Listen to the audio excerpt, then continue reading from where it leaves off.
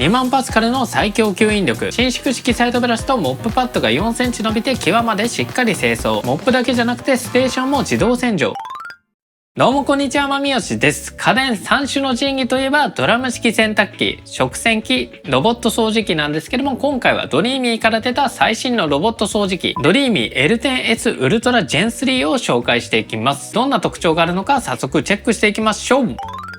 まず一つ目は2万パスカルの超強力吸引力。数年前だと1万パスカルとかでも吸引力が高いって言われてたんですけども、今回は第6世代のターボフォースモーターというものを搭載したことによって、数年前のハイエンドモデルの2倍の最大2万パスカルの吸引力があります。今回こんな感じで床に小麦粉、そしてシリアル、髪の毛とか置いて実際に掃除してみたんですけども、こんな感じで1回通っただけでその通った部分に関してはかなり綺麗に吸引、そして水拭きできているのがわかると思います。特にこういったシリアルに関しては吸引力が低いものだとロボット掃除機に吸引できないものもあるんですけども、こちらはしっかりと吸引してくれました。で、あと今回使ってみて思ったのが、結構一般的なロボット掃除機って回転するブラシ、ここの部分の回転が速くて、吸引する前にそのブラシでシリアルとかを吹っ飛ばしちゃうとか、そういったこともあったんですけども、こちらのブラシに関してはそこまで回転が速くないので、少しだけシリアル飛んでっちゃったりしたんですけども、しっかりと吸引してくれるので、吸引力だけじゃなくてそういった点も結構使ってていいなと思ったポイントです。で、小麦粉もこんな感じで水拭きで1回通るだけでかなり綺麗になりました。吸引力に関しては静音、スタンダード、ターボ、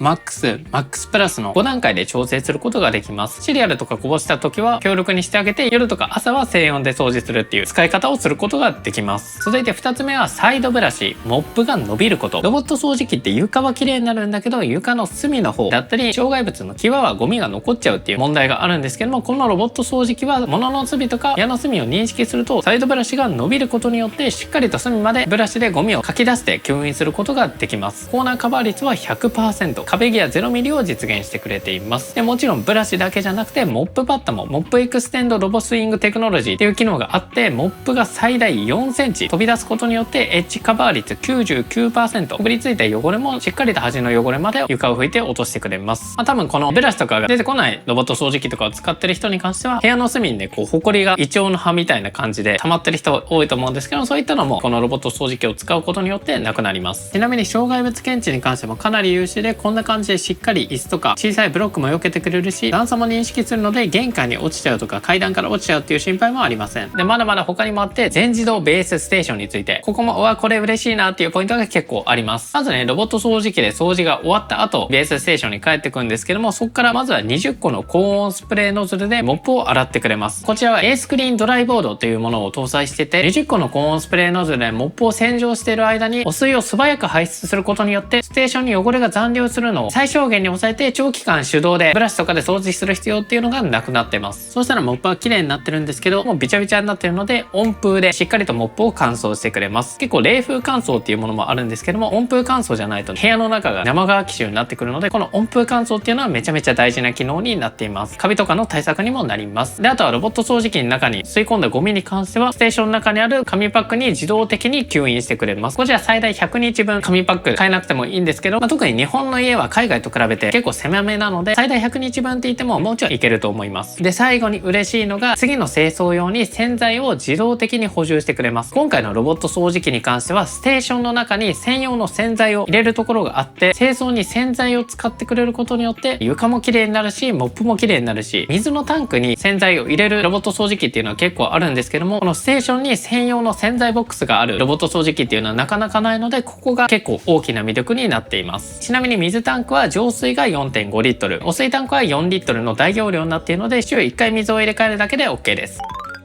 で、基本的にロボット掃除機の操作に関しては、このドリーミーホームのアプリから操作するので、アプリの使い勝手に関しても紹介していきます。まずアプリを開くと、今回のロボット掃除機が出てきて、左下の掃除開始を押すことによって掃除開始できるし、ベースへ戻るでベースに戻ることもできます。で、この状態で右側の Go を押すことによって、詳細の設定とかをいじることができます。僕は基本的にここから操作しています。まず右下のカスタムって書いてあるところを押すことによって、クリーンジーニアス、AI とかを使って全自動で掃除してくれるっていうモード。で、カスタムに関しては自分好みで調整することができます。クリーニングモードに関しては床拭き、水拭き、吸引とモップがけで、掃除機をかけた後に水拭きだったり、あとカスタマイズクリーニングって言って部屋ごとに分けることもできます。で、僕は基本的には吸引とモップがけを使っています。で、ここから吸引力設定できます。吸引力に関しては基本的にスタンダードで、砂利とかが落ちてる場合はマックスとかでいいと思います。スタンダードでも全然吸い込めますね。で、モップ湿度に関してはどのくらいモップを湿らせるかっていうやつ。結構乾き目でやっても汚れ取れるので、基本的にやや乾いてるでやって、すごい汚れてるとか、フローリングが乾燥してるとか、そういった場合は湿ったにしてもいいかもしれません。で、結構嬉しいポイントがこのモップ洗浄の頻度。基本的にはこの面積だったりエリアごとにモップの洗浄に戻るロボット掃除機が多いんですけども、こちらは時間で設定することができます。基本的にはね、部屋1と部屋2、わざわざモップ洗浄に戻る必要もないと思ってるので、僕はこの設定時間でマックス50分にして普段は使っています。なので、どの部屋もモップ洗浄に戻らないで一気に掃除することができます。これ結構嬉しい人多いと思います。で、あとルート順位に関しては、スタンダードで重ねてやるか、クイックで手早くやるかっていう感じです。クイックの方が効率的に清掃できるので、僕はクイックで使っています。でも、吸引とモップがけ両方やる人に関してはクリーンジニアスでやるのもいいと思います。で、他にも下の部屋を押すことによって、部屋1と部屋2、どっちを先に清掃するのかっていうのも選択できるし、部屋2だけを清掃するっていうこともできます。すべてだと全部清掃します。で、区域に関しては、こんな感じで選んだ場所だけを清掃するっていう感じですね。例えばキッチンで食べ物こぼしちゃったっていう場合は、こんな感じでキッチンだけを選択してキッチンを清掃するっていう使い方もできます。もちろんエリア追加でこことあとここみたいな感じもできますね。で、あとは他のロボット掃除機と同じくマップの編集もできて、例えば部屋の区分け、今部屋1、2になってるんですけども、ここから下は部屋3だよっていうなった場合はこんな感じで部屋3を作ることもできるし、こういう床の方向に合わせて掃除することもできるので、こういった点も設定しておくのがおすすめです。で、あとは掃除禁止エリアももちろん設定できたり、バーチャルウォールでここから上は掃除しないでねとか、そういったこともできます。で、あとこちら設定からクリーニング予約をタップしてプラスを押すことによって、朝何時からどのモードで掃除をするっていう設定もできるし、カーペットを検知したらモップを持ち上げたり、あとはカーペットを使ってないで、例えばクッションマットとか引いてる方に関してはカーペットを無視するようにすることによって、カーペットとして認識しないようにする方法もあります。で、あとフロアクリーニング設定で衝突回避モード、これをオフにするともっと際まで清掃することができます。ただ家具と衝突したりすることもあるので、基本的には衝突回避モードはオンにしておくのがおすすめです。で、あとは AI 駆動モップエクステンド設定。こちらはサイドリーチって言って、ブラシが横に出る機能、モップエクステンド、モップが横に出る機能。これそれぞれオンオフすることもできるし、こういう隙間掃除用モップエクステンドって機能もあって、これをオンにすることによって、例えば冷蔵庫の下とか、扉の下とか、そういったところもね、こんな感じでお尻を振って清掃することができます。頻度に関してもたまにするのか、毎回するのか選べたりするし、ベースステーションの設定に関しては洗剤の自動投入のオンオフ、セルフクリーニングのオンオフ、モップ洗浄はライト、スタンダード、丁寧。モップ洗浄って水結構使いがちで、この水の使用量っていうのはほとんどのロボット掃除機は変更できないんですけども、こちらのロボット掃除機はモップ洗浄水量をライトにすることによって水の使用量を減らすことができます。あとスマートモップ洗浄をオンにすることによって自動でその辺を調節してくれます。で、モップの乾燥に関しては2時間、3時間、4時間あります。基本的には3時間でいいかなと思います。で、乾燥若干音がするんですけども、その音を静音にすることもできます。基本的にスタンダードで僕は使っています。自動ゴミ収集もオフにしたり、毎回やったり、3回に1回やったり、この辺も調整することができます。で、あとはモップ洗浄ベース自動清掃。こちらロボット掃除機をステーションの本体に入れてあげて、こちらの下のウォッシュボード設置ベースの清掃を始めますっていうボタンを押すことによってベースステーションを掃除してくれます。これ基本的にいつでもやってくれるので、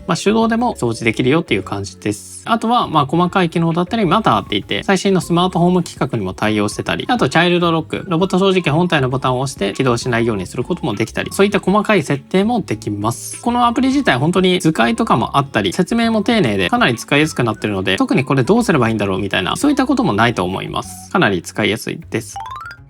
続いてはロボット掃除機は使わなきゃ損って話。結構ロボット掃除機って一般化してきたと思うんですけども、まだ家にロボット掃除機導入してない方結構多いと思うんですよね。ロボット掃除機導入するだけで掃除しなきゃなーっていう気持ちもなくなるし、掃除までのハードル、手間が完全になくなって、掃除に使っていた時間分、自由な時間がそのまま増えるので、それだけで本当に買う価値あります。ロボット掃除機を買うだけで自分の人生の時間が増えるみたいな感じ。それはロボット掃除機もそうだし、ドラム式洗濯機とか、あと食洗機とかも同じことが言えます。なのでこの3つはね絶対導入した方がいいです。で今回紹介したこちらのロボット掃除機ドリーミー L10S ウルトラジェン3に関しては定価15万9800円なんですけども、今 56% オフセールで6万9800円で購入することができます。この値段で自動モップ洗浄、温風乾燥、ステーションの中に100日ゴミ収集できる機能、モップとブラシが伸びる機能、洗剤を投入できる機能、これがついてるっていうのはかなりコスパ高いロボット掃除機になってると思います。ということでドリーミー L10S ウルトラジェン3まとめると、最大2万パスカルの超強力吸引力、壁際までしっかり清掃、100日ゴミ捨て不要で全自動モップ洗浄&乾燥、洗剤の自動投入機能もあり、定価税込み15万9800円が今セール中で 56% オフの6万9800円。概要欄に製品リンク貼っておくので、ぜひ気になった方はチェックしてみてください。以上、バイバイ。